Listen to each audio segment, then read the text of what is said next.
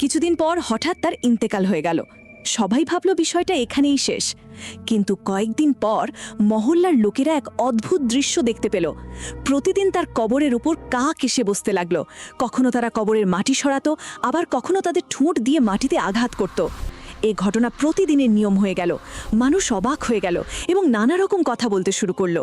কেউ কেউ বলতো নিশ্চয়ই ওই নারীর কোনো গুনাহের কারণে এমন হচ্ছে, আবার কেউ কেউ বলতো সে তো খুবই নেক ছিল, কুরআন শেখাতো।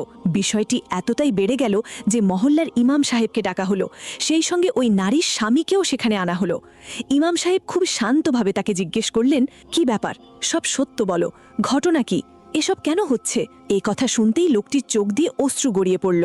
সে কাঁদতে কাঁদতে বলল, আমার স্ত্রী খুব পবিত্র এবং নেক ছিল, কিন্তু তার উপর অনেক জুলুম হয়েছে। আমার মা আর বোনেরা তাকে নিয়মিত কষ্ট দিত, আর সেই কষ্টের মধ্যেই তার মৃত্যু হয়েছে। তারপর সে বলল, সে